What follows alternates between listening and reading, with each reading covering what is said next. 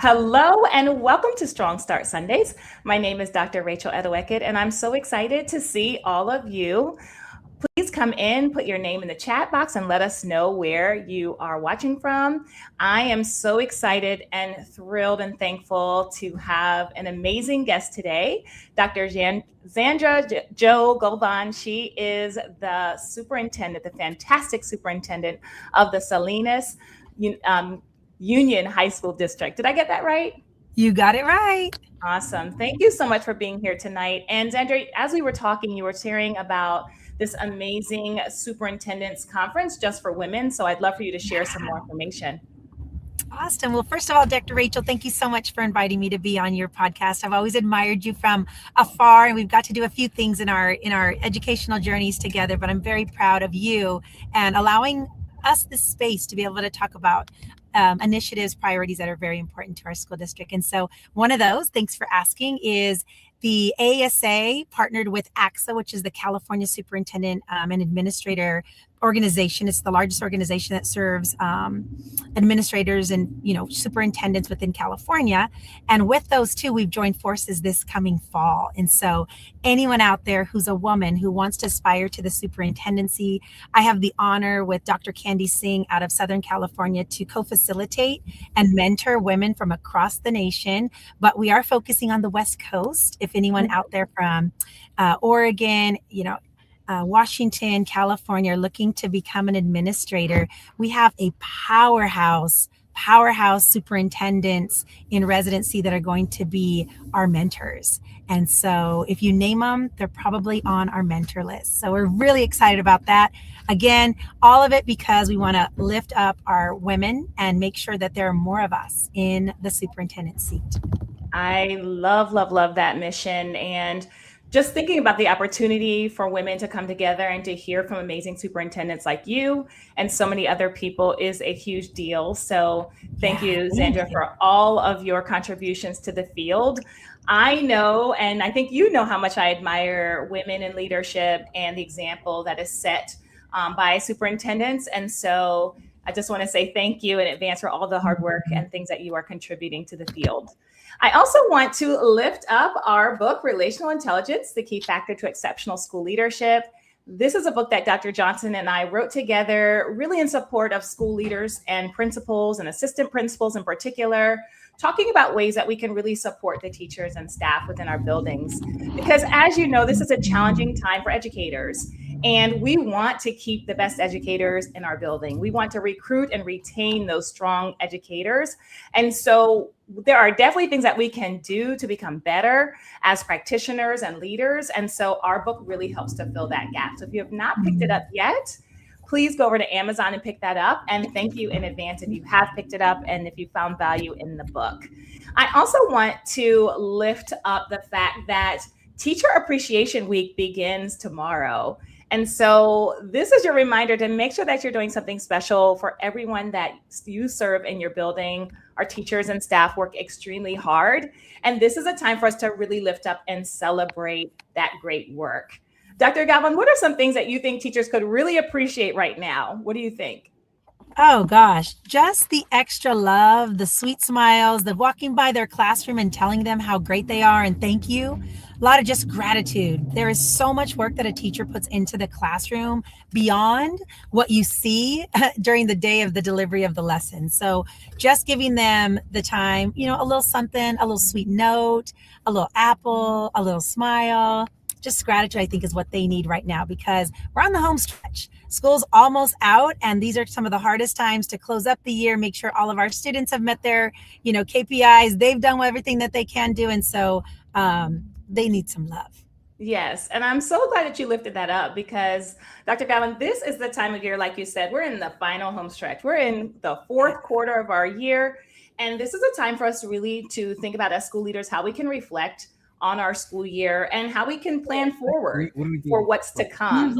And so we want to start by really thinking about some of the talking points for tonight. And one of them is around reflecting honestly on our year. Dr. Gowan, I hear a little bit of feedback. What I'm thinking about is, what are some of the biggest wins of the year? What are some things that you have experienced in your district that you just want to lift up and celebrate? I want to start there. Well, first and foremost, a little background about me. I used to be a superintendent for about 8 years in a preschool through 8th grade district out here in California in Monterey County. Well, now for the last year and a half, I've been a high school superintendent. So now I serve grades 7 through 12 and adult education. And so for me, one of the things I'm most proud of over the last year and over this current year is lifting up the voice and empowering students to dream big, to have platforms, and to stand strong with those platforms, to use their voice. So many of them through my advisory. I added a superintendent advisory last year, and I had about 20 kids because I'm like, okay, we don't know really what this is about. Well, this year I have over 90 students on my advisory. Wow. I know. Word got out like, okay, she's no joke. She loves us. She's going to listen to us, and she's going to like help us meet whatever that expectation is. So this year, the 90 students moved into like 4 different subgroups or working groups, I should say. And 2 of those I'm really proud of is one was mental breaks. So I'm so proud of our kids for asking for opportunities to support their social, emotional, and wellness side in addition to their focus on their academics. And number 2 of the 4 that I'll share with you is college and career awareness. Our babies are so brilliant, and they know exactly what an AP course is, a dual enrollment course is, a concurrent enrollment course, and they have a serious platform that they presented to the school board just this last week around how do we create high schools in our district that are early college option.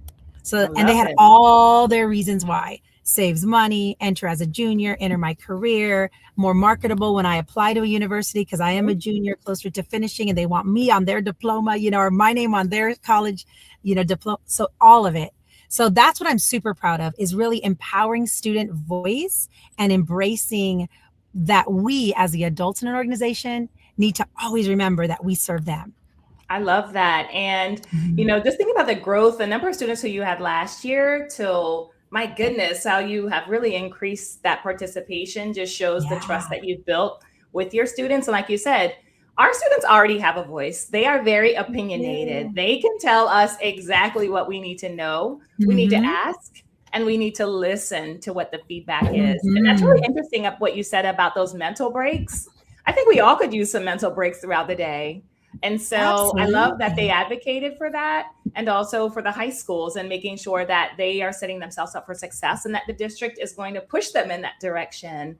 So that is an awesome celebration. And on my end, I want to lift up some of the work that our student support team has done this year. We are close to the Washington, D.C. area, and we were heavily impacted by some of the furloughs that happened with the federal government. And so this year, there were some challenges with our families around just making sure families had food and some of the financial resources that they needed. And so our secretary team, alongside one of our school counselors, got together and made what's called the kindness cupboard. That is comprised of food donations that are from our families for our families. So it is a self-sufficient place where families can come into our school building and get food from a pantry. And we also can send it home like very discreetly with children. And so it's just a wonderful celebration. That was something new that came up this year because of the need that arose. And so I'm really proud of our team for stepping in and filling that gap for our families. That was a huge celebration. Yeah. Beautiful. Just the way people give, so selfless, and making sure that those around them, but they do it so discreetly. That's beautiful. We have a few opportunities like that in our district where we have wellness centers, but we also have social workers and just different people that really care, along with our teachers. Like, as you said earlier, uplifting them this week. We have teachers that create exactly that, like closets at each school, just gently used clothes, and proms are happening everywhere, and they're doing their makeup. They're bringing in barbers to our schools to get kids all sharp and chiseled for their big night. So you're so right. lifting up people in your community and my community that just do the work because it's the right thing to do for kids Yeah. is a beautiful thing. Yeah, and thank you for that. The generosity, like you said, is off the Yeah. charts. And what we did, we just made a Amazon link and just said, here are some wish list items. And I walked into the office one day. I mean, it was like boxes everywhere. And I said, what is this? Wow. And the secretary said it was food and toiletries sent directly to the school from Amazon. And so it's just amazing. It has continued to grow. Every month it's kind of getting bigger and bigger. And so I appreciate you sharing your celebrations and having the opportunity to share some things from our school. I want to welcome one of our guests I see on tonight, Dr. Sonia Matthews. She is an amazing assistant principal. She's the National Distinguished Assistant Principal from Maryland. So great to see you, Dr. Matthew. And I know tonight's going to be a great session because Dr. Matthew is all about reflection. And so we want to continue on in that conversation. Now that we've talked about something that is going well and something we want to celebrate, we also want to take some time to think about what are some things that we're still working on, or what are some of the challenges that we've encountered. You know, this is a job that has so many joyful moments, but it also has challenges. And I think we have to be transparent about that. What I've learned in my experience, every time I've encountered a challenge, and you may be similar, that I actually get better through that process. I know I'm becoming a better leader. Every time I'm faced with a challenge, I have to work through it with our team. I have to work through it with a lot of different people so that we can come to a resolve. And then when I get on the other side, I can look back and reflect and say, you know what? Next time when I have a similar challenge, I'm going to be ready, prepared for it. So that's the value of really reframing some of those challenges instead of saying, oh, I don't want to deal with this. I really try to think through challenges as this is something that is going to make me better. This is something that I'm going to learn from. And I really have to take that attitude because this is one of those jobs where you are going to face a challenge every single day. You all know that as school leaders and as educators. So Dr. Galvin, what are some things that maybe you're still working on or some of the challenges that you face this year and how are you working through them? Yeah, what a great question. And I think when you look at things through the lens of what's good for kids, always, right? And you're going to start a priority, you're going to reflect. Fortunate for me, I spent a good 100 days really analyzing what was happening in our district, all of the things that we did really, really well, and things that we could do better, and really engaging with community leaders, teachers, classified team members, administrators, students, lots of students, as well as our school board and leaders. And so in asking them those questions, you know, they got to reflect and say, we do this really well. Like we love on our kids, we built the relationships, we work on the wellness centers, we have supports for them for any social emotional needs. We're, you know, on target increasing our graduation rate. So all of those things they thought were really well. And then we started saying, okay, so what can we do better?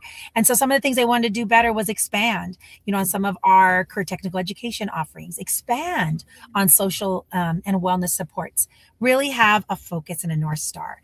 And I think once we decided as a collective to engage, and so what I worked with an organization that could really put together a portrait of a graduate and a framework for the future. We hadn't had one, you know, in the many years that my high school district had been in place. And so it was a great opportunity to engage people in aligning our vision and our priorities. And I think that was so amazing because I had about 80 people in a room meeting on a monthly basis to talk about what are the skill sets that you want students when they leave us? Like, what do you want them to be able to do? Do you want them to be collaborative? Do you want them to be empathetic and be anti-racist? Do you want them to be great communicators, skillful communicators? Do you want them to be empowered learners, empowering them their own selves so that whatever decision comes their way and they're presented with a problem, that they're going to be able to attack it from a lens of figuring out exactly what you said earlier.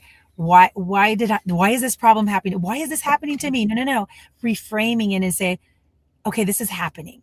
What am I supposed to learn from this? How can I take a step back, analyze the whole situation? So beautiful. And so I think in that journey over a quick, you know, year and a half in the district, we are a completely different district when we started. Students are empowered. They email me all the time because again, it's middle school and high schools and ask me, Dr. Galvan, we need you over at this high school, we're going to be discussing some issues that are incredibly important, and we want you to be at the forefront. Dr. Galvan, I understand. I watched you on social media. I understand this is your platform. How might that play itself out over at my school? Or Dr. Galvan, we're doing a pre-law clinic. We'd love for you to come and be a speaker. Like, they are so incredibly brilliant students that they know. And mind you, zip codes will never determine the success of a student nor their future. I will tell you that we do have 90% of our students are in poverty, but 100% of them are at promise, right? It's just flipping the switch and making sure that we do whatever we can in our position to make sure that we're setting them up for success. And so I don't take it lightly. I'll also touch on the lesson learned also in who I am as a woman and as a lady superintendent and a Latina. My community is also about 90% Latino as well. And so walking around, presenting myself very professional and have that executive presence is also very important as a woman to show our students any one of you can aspire to this position, and how can I help you get there? And I started superintendent of the day, things like that, to help others see that it's attainable. Yeah, that's so critical. And what I love when I hear you speak is your presence. You're on the ground working, and you are modeling that leadership that's so important. So thank you for that. I also want to share Chris Kamisi. He is from New Jersey, and he is just talking about how we are it's really important to embrace those opportunities and those challenges as opportunities and not looking at them in a negative way. So Chris, thank you so much for being here tonight, for lifting that up. We also have Otis Kitchen III. He is out of Florida, one of the great principals there. And I love that you're talking about some of the challenges that you're facing, balancing those high expectations for students while also supporting the teachers who are managing. That is a real challenge. And thank you so much for lifting that up, Otis. I think that's something we are all facing. And you know, one day we might get it right. Another day we might get it incorrect. And I think that awareness that there's that tension, there's going to be that tension there. And half the battle, like I just said with Dr. Galvan, is showing up and just being present and acknowledging that there's that tension there and that people are working hard. They are doing their best, and we can continue to push a little bit, not too much, but we definitely want to hold those high expectations. So I appreciate you lifting that up. And we also have Vincent Taylor here tonight. Thank you so much. And I think you know him. Right? I do. He actually came to my previous district. He's just an amazing person. So many. I remember Otis from other things that we've done too. But being in spaces with just really great champions for kids has been so amazing. And so Vince actually came to Greenfield, my previous district, interviewed an amazing teacher who's part of his book series. And we just had real talk about kids and how do we support our babies to dream big. And so really proud that we get to share this space again. Yes, I love it. So wonderful to see all of you. Thank you so much for being here tonight. It truly means a lot to us. One of the challenges I wanted to lift up, and that's something that my assistant principal and I are still working on, is around that walkie-talkie response, right? So over the summer, we had this great plan. We were going to each take a couple of hours, like 1 hour blocks. We were going to be on call. It was going to be her time, then my time. We had this all figured out, covered throughout the day. And guess what? She got a call, I would get a call at the same time, and our plan just did not work. It sort of evaporated. So if we're being honest, right? So that's something we have to still come back to the table and think about who else can we include in that response plan. What are some processes and procedures we can put into place ahead of time? You know, and again, that is being honest, right? We have to be honest about what we're doing. And we also want to include other people. So I might ask, what are other schools doing for response to students? Or kind of how do you manage that? Because we can learn so much by what other leaders are doing. So I always encourage leaders, continue to ask questions. Don't be embarrassed if something isn't working out in your school or in your community. Lift it up. Take that sort of first layer off and be honest and saying, here's something I'm reflecting on. Have you managed this? How are you doing it? Because when we share ideas across schools, all of our schools can become better. And I would assume it's sort of like that in the superintendency too, Dr. Galvan? Absolutely. Just lifting up people and just you talk in your book a lot about that relational intelligence, right? And how important it is to connect with people in order to do the heavy lifting later. So if you aren't taking the time to sit down with someone and truly listen, that's the thing I love about being a superintendent, is that every morning I dedicate my time into classrooms. So my first 2 hours of every single day is prioritizing and calendaring it so it doesn't get like attacked and like somebody takes it and puts a meeting in there. It's so important for me. And in that time is where the relationships happen. We talk, we connect, that identity is valued and seen. Our babies need to see that we're real people too, and that we're making big decisions in boardrooms, but it's all because of them and what they're telling me when I visit. So every one of my board reports, when I have a board meeting too, is also talking about the relationships that I'm cultivating, or I've seen, or I've noticed something. And the babies know who I am. Like, that's principals. Your babies know who you are, but not oftentimes do students in a district. And my district's about 16,000 students and the adults, but they know who I am. Like, I'll go into classroom like, oh, Dr. Galvan, you're visiting us today. And that's not easy to be able to say in a district as large as mine. And so your presence is so important. So what you mentioned about seeing people, connecting and understanding what their priorities are is where then we can match. Yeah. And I love that, again, your presence, because what I'm hearing when I listen to you speak is the students beyond that data point, right? We have to know the faces beyond those numbers. And that's something that I think about as well. When I'm sitting in data meetings, I want to know exactly who the kids are. I want to see where they sit in class. I want to see their learning behaviors. I want to know what their strengths are, what they're still working on. I want to make sure I connect with their families and their parents, so that when I see kids and their families, I can say, I just saw your child, your son and daughter showed me their work. Those things are so important as we are building up that culture of excellence in our schools. And as we're having those meaningful relationships, I can look back over the years to when I was teaching in kindergarten. Many of my students, I have one class left. The next class is graduating just in a couple of weeks. And I look back at those students and I'm like, wow, where did that time go between, kindergarten to senior year in high school and beyond? And those relationships are still there. That's what I love about it. We still have that bond, that closeness. When I see them in their high schools, they're like, oh my goodness, it's a whole thing. And that's the value of the work that we do. You can't put a price tag on those relationships. No. Yeah. And the thing with that is just be who you are always. Do not ever let a title change who you are. You were their kindergarten teacher who they fell in love with, first time experience in school, I'm sure. And they're like, oh my God, this is what every teacher should be like. And then now you're their principal, but you're the same person. So I think that's super important, is to reflect as we think about any lesson that we've learned. And as we're living life on this journey, whether you're the beginning part of your career or you're at the end of your, getting ready to retire, every single connection and interaction with a young person and adults matters, because they're creating mental models of what people should be and how people should treat each other. And that's so critical. So as a classroom teacher, all the way to, administration, up into the superintendency, all of those things are so critical to creating our identity and what we believe in.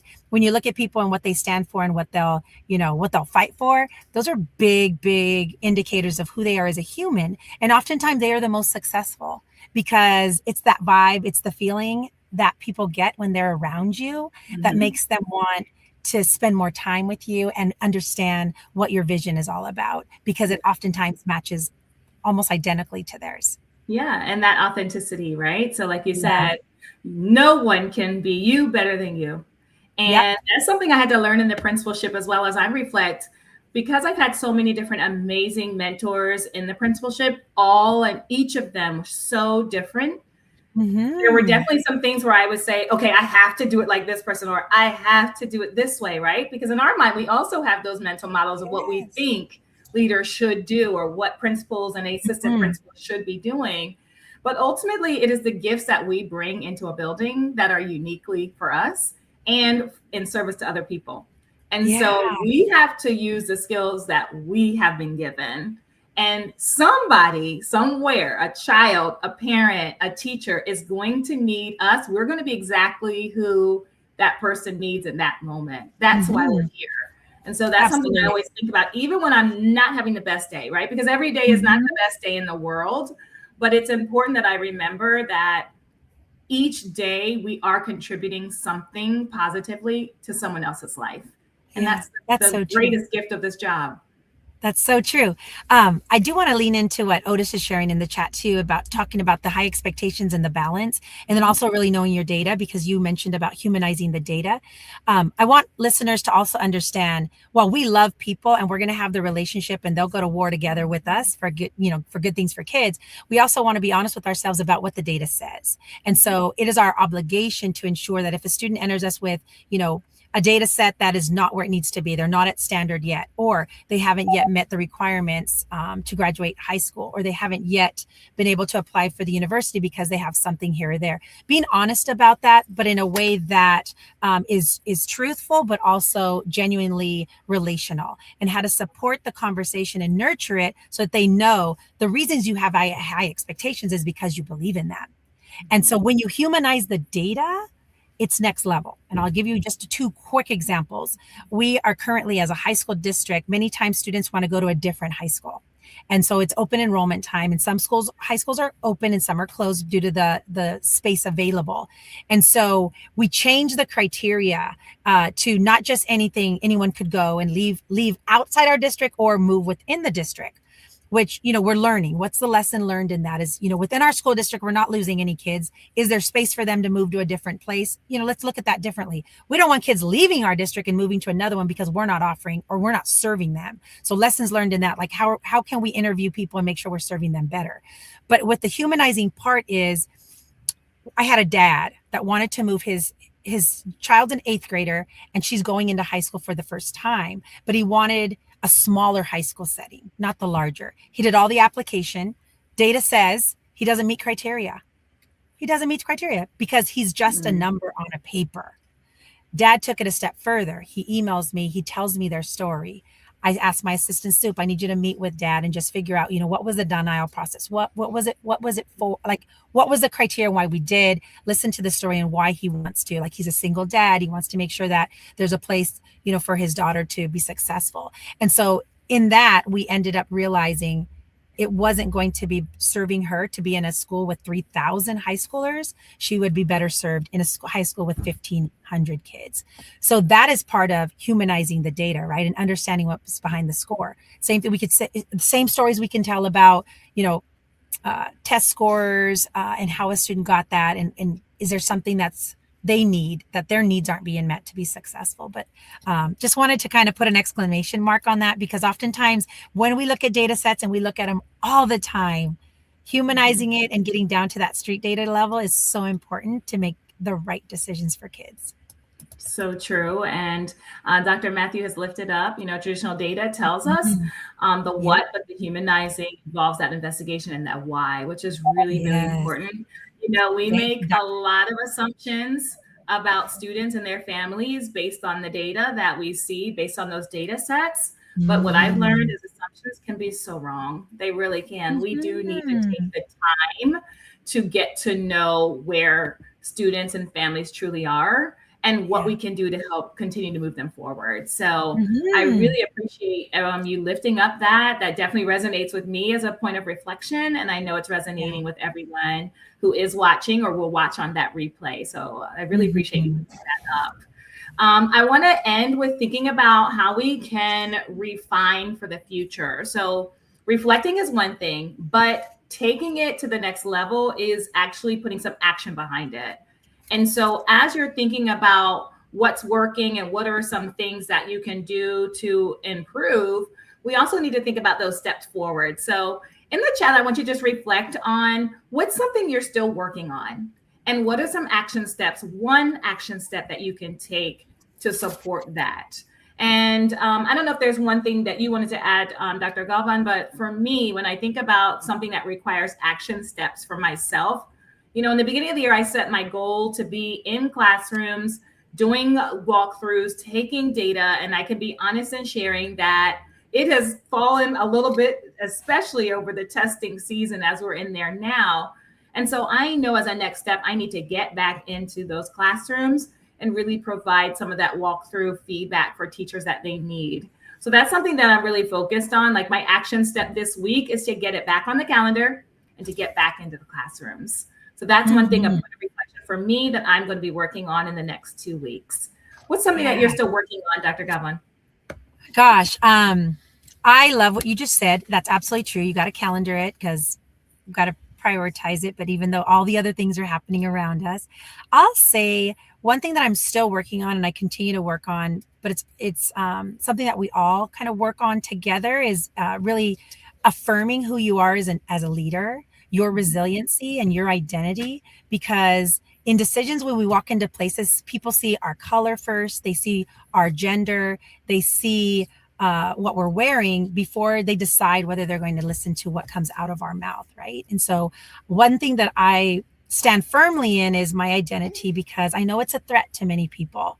And so who I am and what I represent isn't traditional. So I'll just say, in the superintendency arena, it maybe wasn't created for a woman like me to be in that space.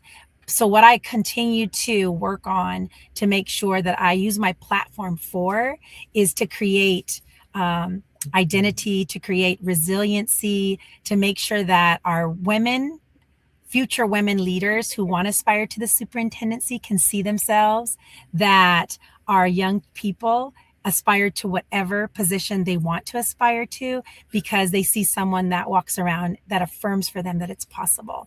And that's something that I think we all can continue to work on and reflect that we deserve to be in these spaces and our babies deserve to take over these spaces for us once we retire and ride off into the sunset. And so never be ashamed of who you are and who you represent, also because of just family is so important too. And so with relationships, with that resiliency and that identity affirming, we remain focused on the work because the work is so important, because if we don't, our babies will not have those opportunities. And so that's something that I continue to work on every single day in this position and share with others across the nation how important it is for them too. I love it. Absolutely beautiful. I love the work that you're doing. I tell you that all the time, but just to hear you speak and really, I can hear the passion in your voice and that belief in your students and the communities and the teachers that you're serving is really incredible. Now, I did tell you from the beginning, this is going to be a quick conversation. Didn't I share that? Yes. We have already reached our end of our time. Oh my goodness. And so I just want to start off again by saying thank you, Dr. Galvan, for being here tonight. Thank you to everyone who is on the call tonight and who will be rewatching. I hope you're walking away inspired. I do want to summarize some of what we talked about tonight. Again, tonight is all about reflections. We're in the last quarter of the year. And so this is the time to really think about what the lessons we've learned this year and how we can move forward in a positive way, better prepared in the coming year. So we talked about reflecting honestly and the importance of doing that. We also talked about reframing challenges as opportunities for growth instead of only negative experiences. Really, it's important to think about how we can continue to grow and get better as a result. It's like going to the gym. You might challenge yourself, but you're going to be stronger as a result of that, with that resiliency and that sticking with it and working with other people through challenges is really important. I also, Dr. Johnson's here. So nice to see you. Thank you so much for coming tonight. We also talked about refining for the future. So as we are thinking about our challenges, what are the action steps that we can do to really move forward? That's important too. And I also want to lift up Dr. Johnson, since he's here, our wonderful book, Relational Intelligence, the Key Factor to Exceptional School Leadership. Dr. Johnson is the guru, and we're so excited. Just an amazing opportunity to write this book with him, specifically for school leaders. So if you haven't picked up your copy, please do so on Amazon. And I also want to close again by saying thank you so much, Dr. Zandra, for being here tonight. You are such an inspirational figure to me and so many other people who have been watching your journey, just cheering you on from the sidelines as we see the wonderful things that you are contributing to your district. And I also want to invite everyone back to Strong Start Sundays on May 17th. I'll be joined by the wonderful Jimmy Casas, and we'll be talking about our leadership legacies and how we're building cultures that are sustainable for the future. So I want to wish everyone an amazing week ahead. Remember, we're celebrating our amazing teachers. So all of the teachers and educators and staff, thank you for everything that you contribute to your school communities every single day, both big and small. You know, you'll never know the work of an educator unless you have been in the classroom and know that work. Unless you've been a staff member in a school, you don't quite know everything that goes on. And so this is a week for us to just really lift up and celebrate the great work that happens in schools every single day. Dr. Galvin, anything else that you wanted to add as we close? Yeah, well, thank you, Dr. Rachel, for inviting me on. Thank you to everyone. I've seen who's in the chat, and I just adore each of you so much for just sharing this space with us. And I just wish everyone a really great last home stretch for this school year. Our babies deserve nothing better than the finest leaders that are their champions. And so I thank you, and I wish you just an amazing end of the school year. Awesome. Thank you. Bye, everyone. Bye, everyone.